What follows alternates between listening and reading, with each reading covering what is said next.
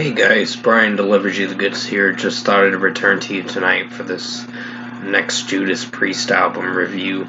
And this is the third album that I got a chance to listen to for myself to see what I was going to think of their third studio album for Sin After Sin, the 1977 record I got a chance to listen to for myself. So I'm going to discuss what I listened to for the 8 songs on this record, which is a 40.5-minute runtime, and let you know my thoughts on this album overall. So let's dive into this album review tonight.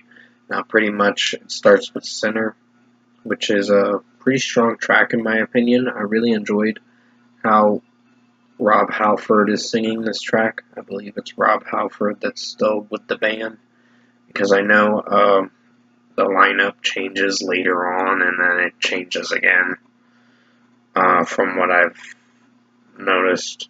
But yeah, Rob Halford, his vocals were pretty strong in this, so I really enjoyed Sinner. For a 6-minute song, a 6-minute and 45-second track, it's quite a banger. 5 out of 5.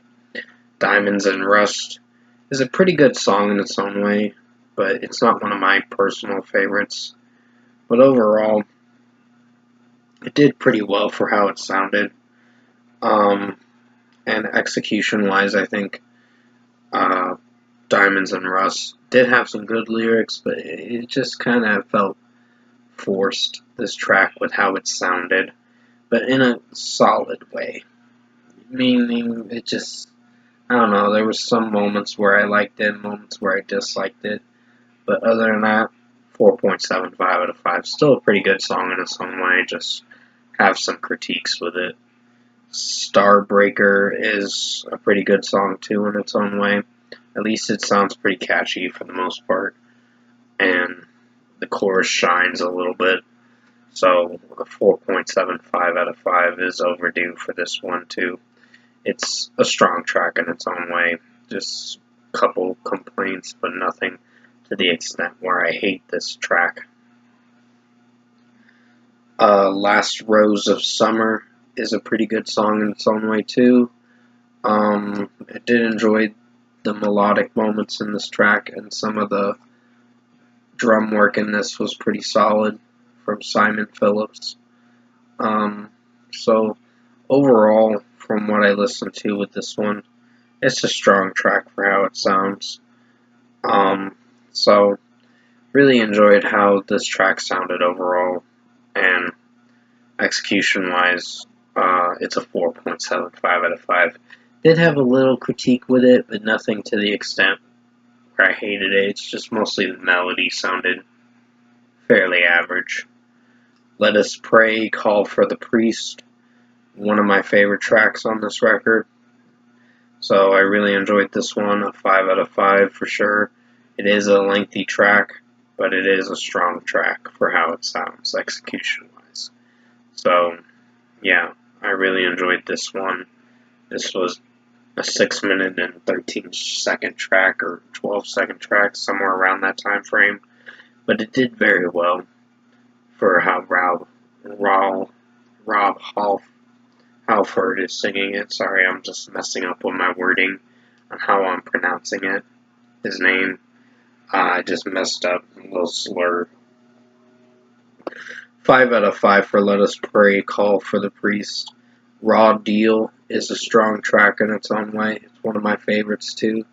A 6-minute track, but it executes pretty well with the guitar work and drum work from K.K. Downing and Simon Phillips sound pretty good in this. So really enjoyed how this track sounded overall for Raw Deal. 5 out of 5. Here Come the Tears is a melodic song for how it sounds. It did very well execution-wise, but there were a few critiques I had with it, but not to the extent where I really disliked this track. I think Rob Halford sounds pretty good vocally in this track, with his melodic vocals at times and his pretty high-pitched vocals from time to time in this track come in close to the end of the track or the middle of the song. Somewhere in that time frame it starts getting better, but other than that, from what I listened to, 4.75 out of 5 for Here Come the Tears. And finally, Dissident Aggressor.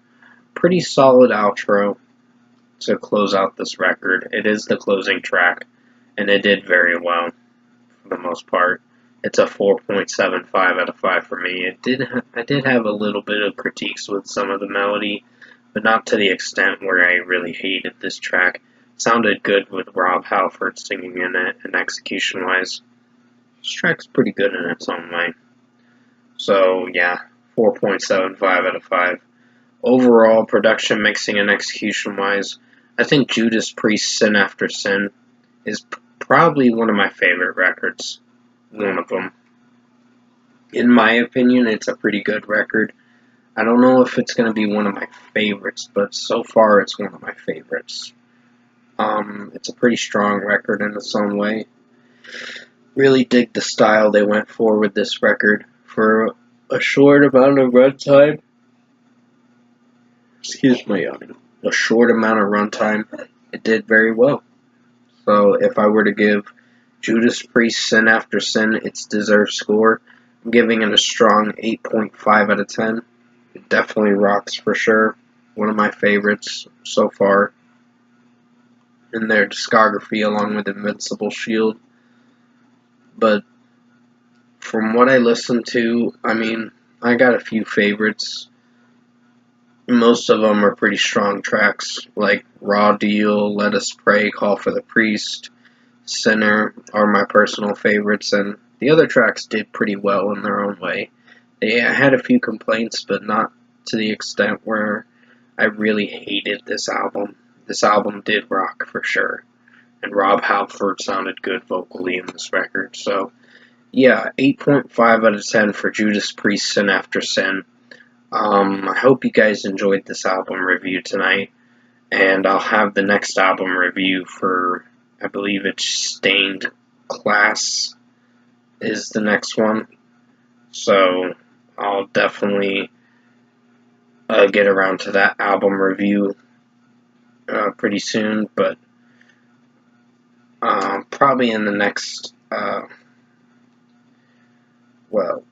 basically I'm going to probably review Stained Class tomorrow, and then Killing Machine will probably be on the 17th. But until then, hope you guys enjoyed this album review tonight, and thank you guys for watching. Have a good night.